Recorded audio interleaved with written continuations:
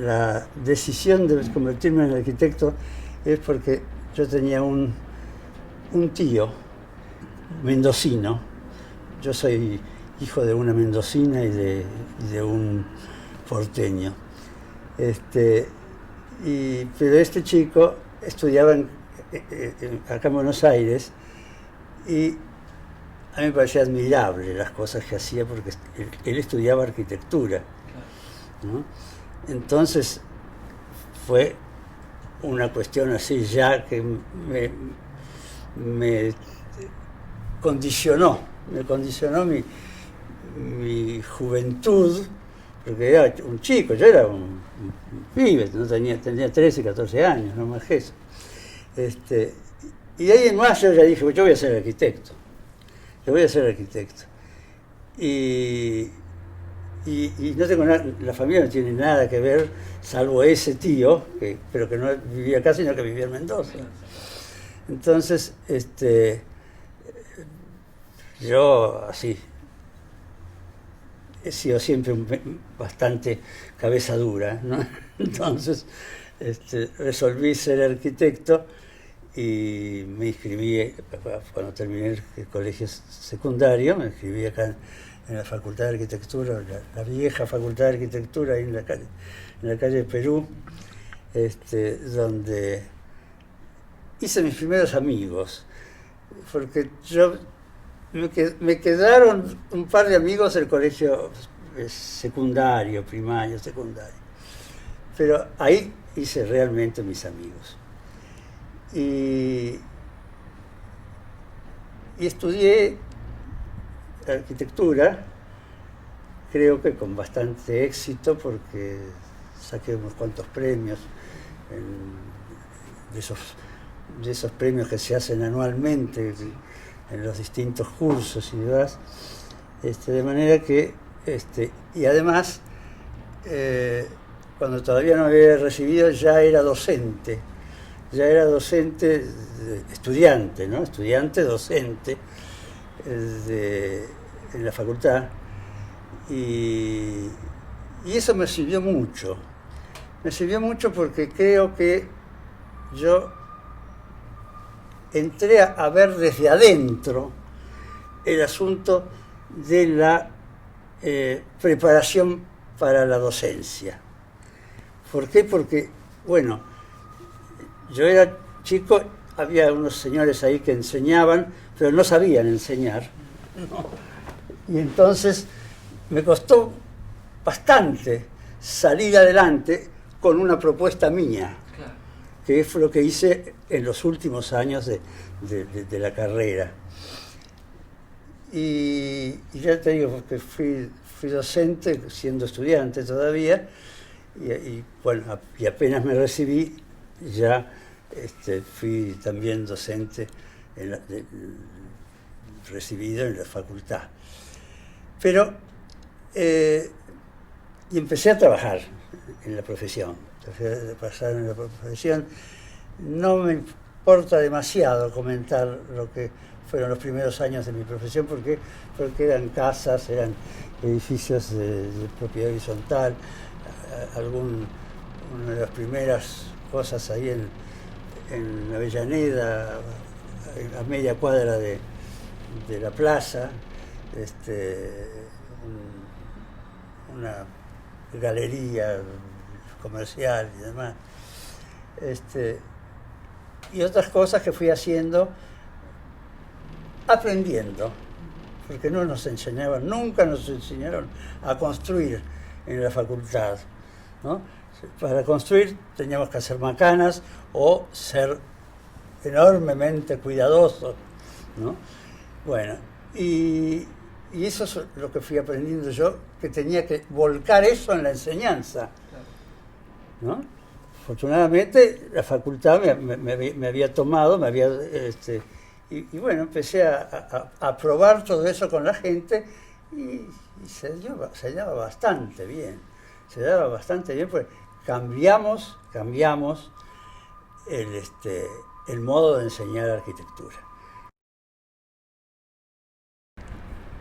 Cuando yo empecé a docente en la facultad, había cátedras. Y esas cátedras eran todas iguales, o muy parecidas. Yo empecé en una cátedra que era de uno de los profesores corrientes entonces, y ahí es donde descubrí que era necesario cambiar la forma de la docencia. Y entonces fue cuando empecé a darle manija a esos nuevos programas que yo proponía. Va a parecer una cosa medio petulante, pero yo empecé a tener cátedras que tenían 1500 alumnos y la otra, porque no había más que otra, tenía 200 alumnos. Y era por algo. Era porque realmente la gente veía que eso les servía, les ampliaba la perspectiva, que se estudiaba para algo que era útil, que era necesario. Yo me acuerdo que bueno, por eso digo que es un poco petulante esto de decir que eran 1000 y pico de alumnos y 200. Y 200 que más que nada estaban por razones de que nosotros éramos reformistas, en esa época los reformistas éramos los avanzados y estos otros eran los catolicones, ¿no? Bueno, eso es un poco lo que yo diría que para mí fue muy importante. El urbanismo no es una cosa despegada de la arquitectura. Entonces, es lo que le da a las viviendas, a las ciudades, a los pueblos, todo, es lo que les da un sentido y un ordenamiento físico, que eso es lo que, de alguna manera, es donde hay que efectuar los cambios. La gente empezó a conocer la problemática de la arquitectura urbana, la problemática de todo lo que era la ciudad que se estaba extendiendo muchísimo, porque yo conocí zonas de suburbios que hoy son 5 veces lo que habían en aquel entonces, ¿no? Y en función de eso hay más gente comprometida. ¿Por qué? Porque la gente, yo creo que se compromete cuando los problemas le llegan le tocan, ¿no es cierto?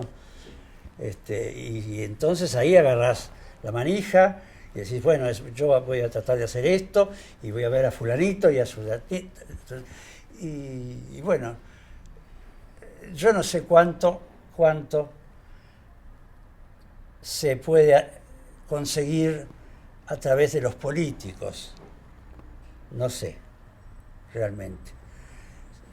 Pero creo que algunos sectores políticos, de políticos o de gente politizada, que sí pueden influir mucho en dar nuevas perspectivas a las cosas. Y más que nada, armar sectores de lucha para conseguir algunos objetivos. Eso para mí es lo más importante de todo.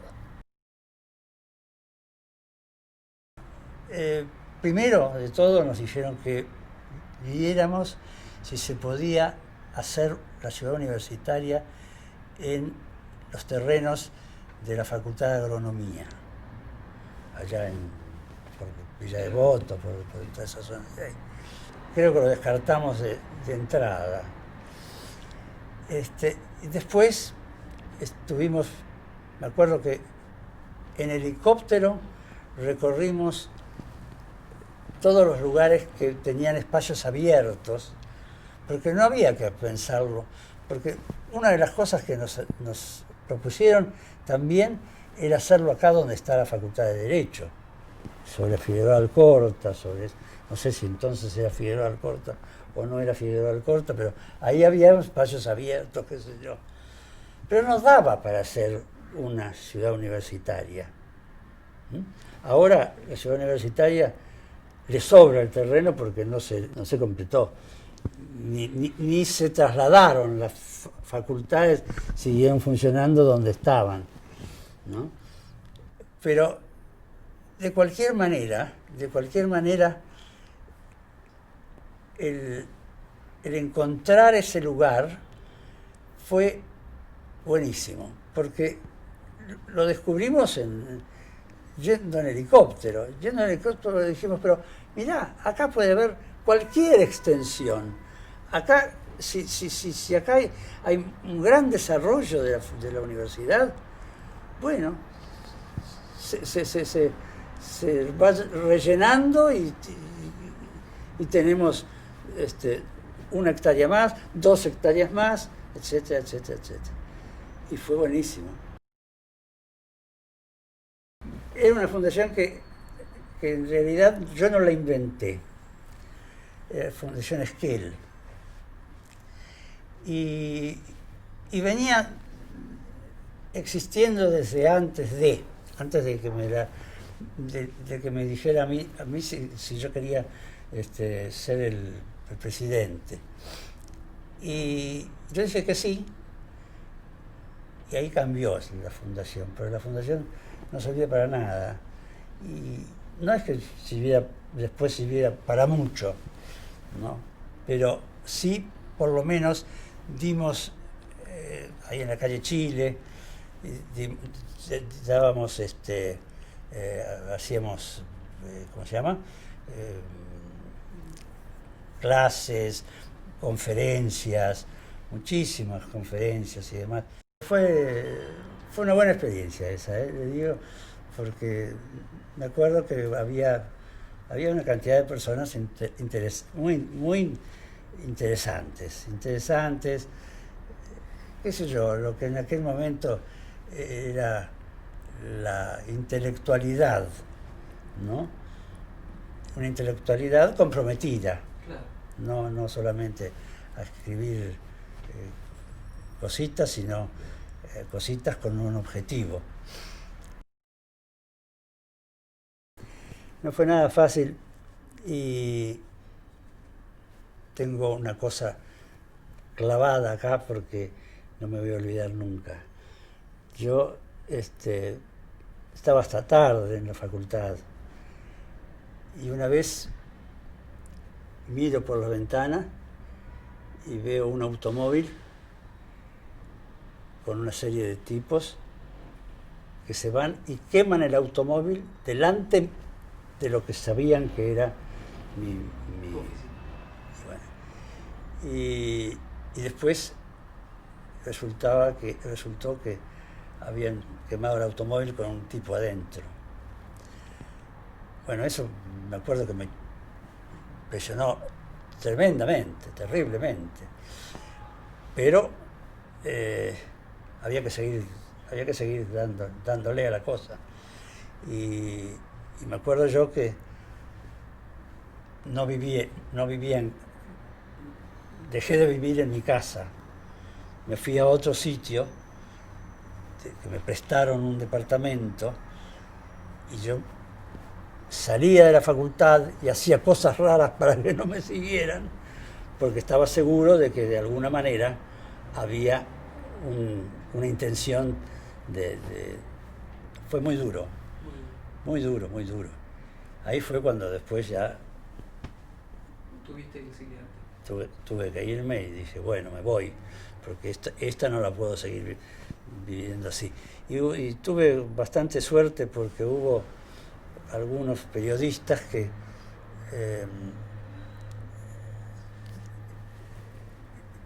tomaron la noticia de que yo me iba y dijeron que ya me había ido, y no me había ido.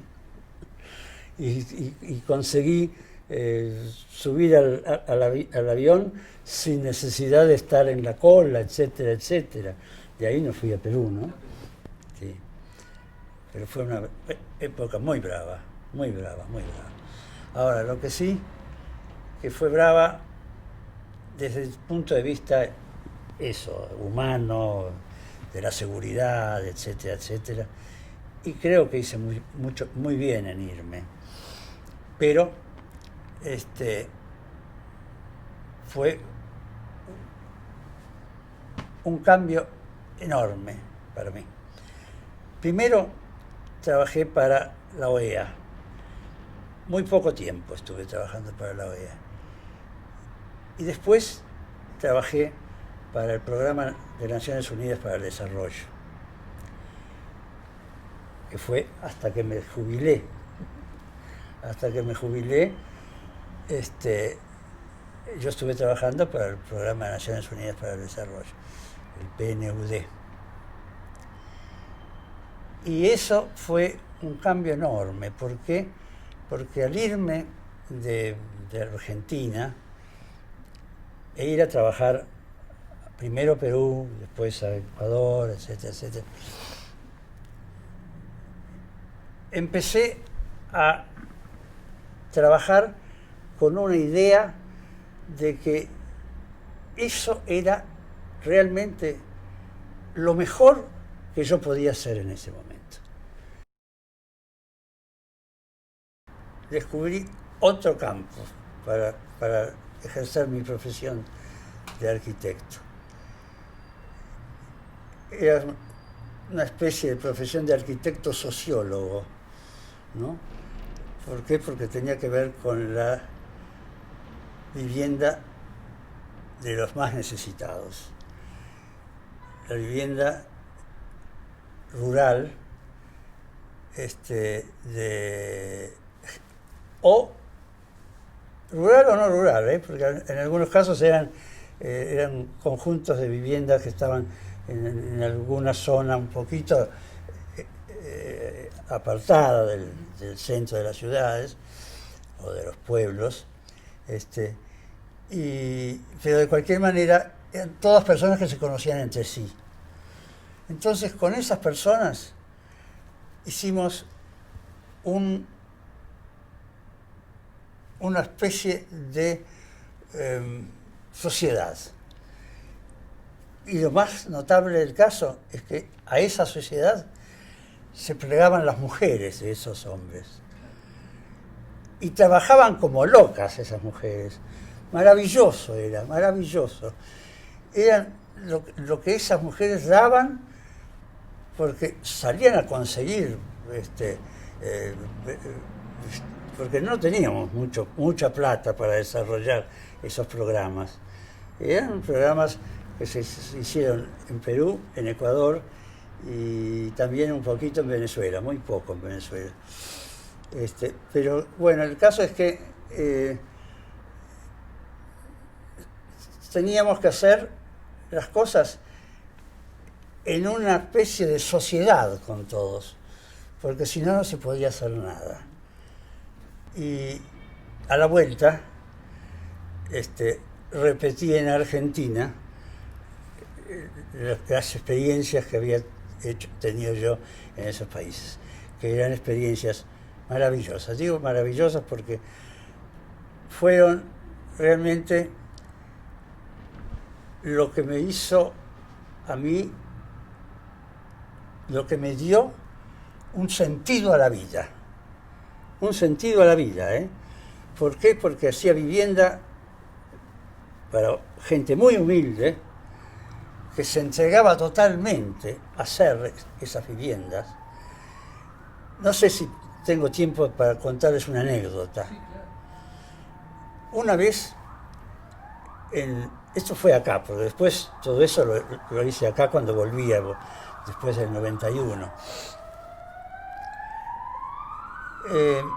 Estábamos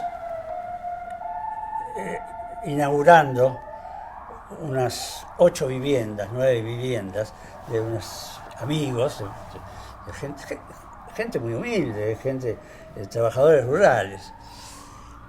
Y una chiquita con guardapolvo blanco tenía la bandera. ¿La bandera por qué? Porque el colegio participaba de ese acto. Y la chiquita habló y dijo así: había una casita, un ranchito por allí, y al lado la nueva casa, casas humildes, casas chiquitas, ¿no? Pero de cualquier manera eran viviendas que no tenían nada que ver ya con un rancho. Y la chiquita dijo: yo desde que muy chiquita viví en esa casa, el rancho que estaba, y fui muy feliz. Atenti, ¿eh? Fui muy feliz. Pero ahora yo me doy cuenta que soy mucho más feliz, porque además me doy cuenta que no voy a tener que ir a la ciudad a hacer mucama. Bárbaro. ¿Por qué? Porque esa chiquita se daba cuenta que ahí cambiaba su forma de vida. Bueno, a mí eso me acuerdo que me emocionó extraordinariamente. Y es frecuente que la emoción te agarre cuando estás dándole a la gente pobre, a la gente que no tiene nada. Le estás dando muchas cosas que de otra manera no podrían tenerlas nunca. Por eso, para mí, yo ya no soy arquitecto de edificios, de casas y demás. Habré tenido que ver con la ciudad universitaria, habré tenido que ver con los 2 pabellones que se construyeron, etcétera, etcétera, etcétera. Donde además ocupé alguna vez la aula de interventor, ¿no?, de la Facultad de Arquitectura.